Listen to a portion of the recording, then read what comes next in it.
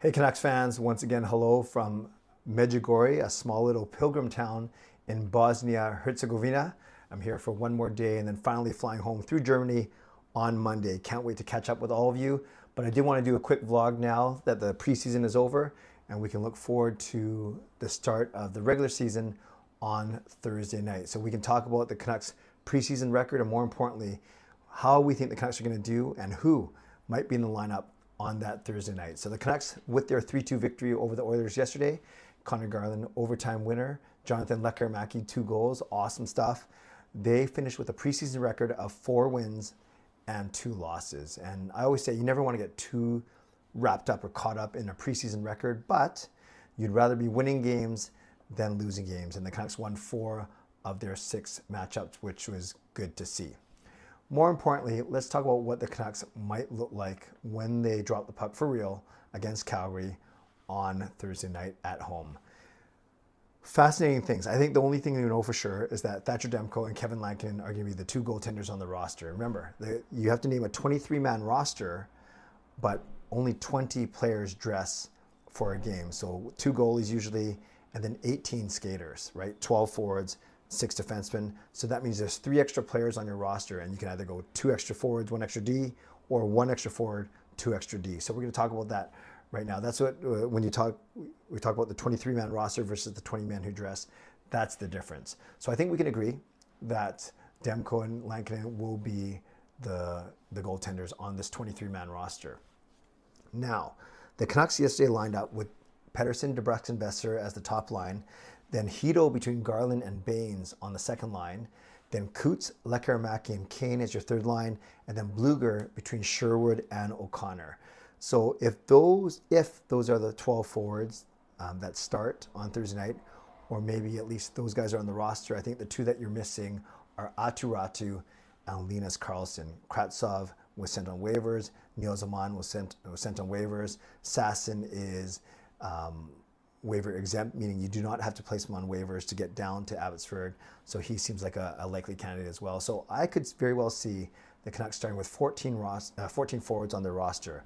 The 12 that played last night, plus Aatu Räty, plus Linus Karlsson. Now what's really interesting about those 14 forwards is both Braden Cootes and Jonathan Lekkerimaki are waiver exempt. So you could send them down to Abbotsford without a fear of losing them to another team on waivers. But how can you do that right now? Lekkerimaki has been one of the Canucks' best forwards. The 2 goals yesterday looked dynamic. He's looked engaged. He's looked like he's really matured his game. And then Braden Cootes, the rookie that we know that he's going to get at least a little bit of a look, maybe 9 games, maybe more than 9 games. But those 2 have been quite impressive. And Evander Kane's just kind of been along for the ride. I'm not worried about Kane. He's going to turn things up during the regular season, I am sure. So really interesting that Cootes and Lekkerimaki, both waiver exempt, but both look like they're going to be starting the season on the team. Now remember, on the team is one thing, starting on Thursday night is another thing, but let's pencil them in as part of the 23-man roster for sure. And the fact that they played the last preseason game with Evander Kane, maybe that is your third line. Now there's a lot can happen, obviously, between now and Thursday. There could be injuries, there could be a trade, there could be just different looks. Who knows? Like, it's so early and the Canucks aren't practicing today, Saturday, back home. So we'll have to wait another day to speculate. But it's interesting that Archie Baines looks like he's been skating with Hito and Garland on that second line. I thought that would be, a spot for Evander Kane. Don't forget Niels Höglander is injured, so that kind of changes a couple things as well. Depending if they put him on LTIR, then they get the cap relief and they get the roster space. If they only put him on injured reserve, they get the roster space, but they don't get the cap space. And of course, the trade-off is if you put him on LTIR, then you can't accrue cap space throughout the season. So we'll see what happens. If he's going to be out for more than a month, which it sounds like he is, it makes sense to put him on long-term injury reserve. So again, with Höglander out and likely going on LTIR, therefore the roster space opens up and the cap space opens up. That's why we can talk about the combination of Cootes, Lekkerimaki, Räty, and Karlsson all in the mix and all possibly being able to stay on the opening night roster. Now on D, just as confusing. You have your top 4 of Hughes, Hronek, Marcus Pettersson, and Tyler Myers.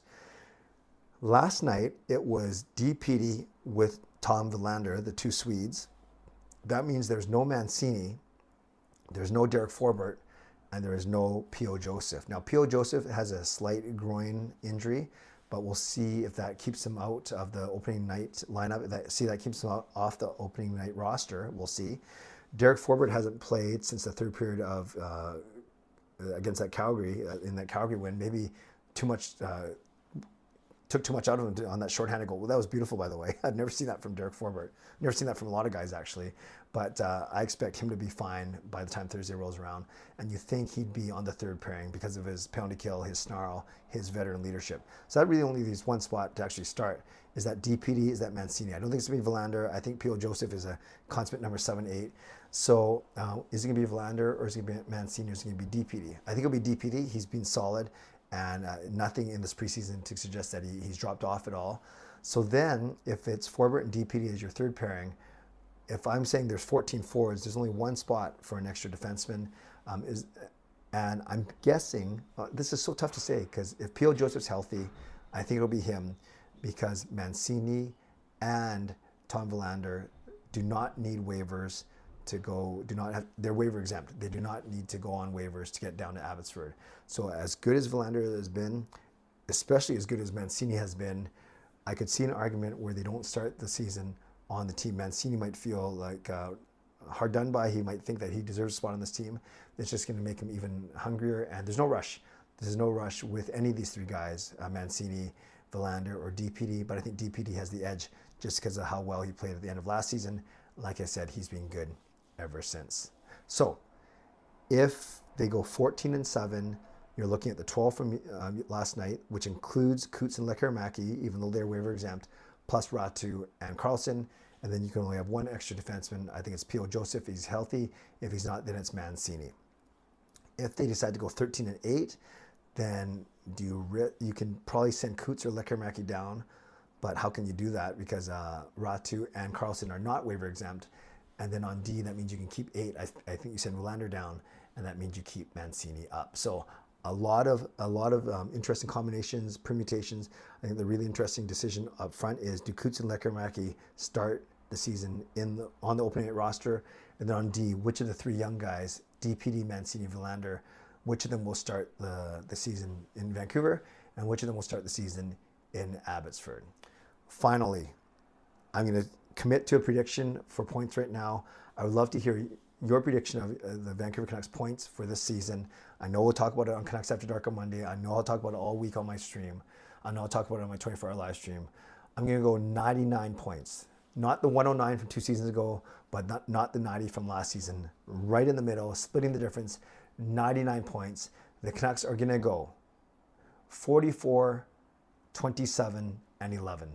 44 wins, 27 losses, 11 extra time losses. That adds up to 99 points, 17 games over 500, right? 44 minus 27, or 44 minus 27 is 17 games over 500.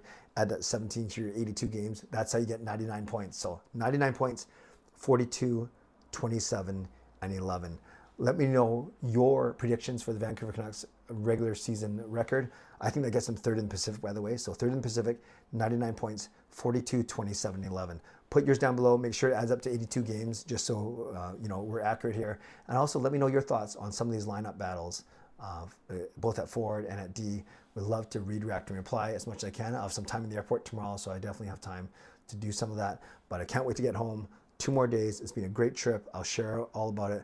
Been great for me spiritually, but I can't wait to get back and talk Canucks hockey with all of you. Shout out to my sponsors, Van City Experts Real Estate, Gassy Jack Art, and Mulligan Golf Company. And thanks to my members, legendary Lucas Gates, legendary Line Change, legendary Carol Bovenlander, legendary Brian Blingy Choi, and legendary Andrew Chang, Hall of Fame and franchise members as well. Thanks for your support.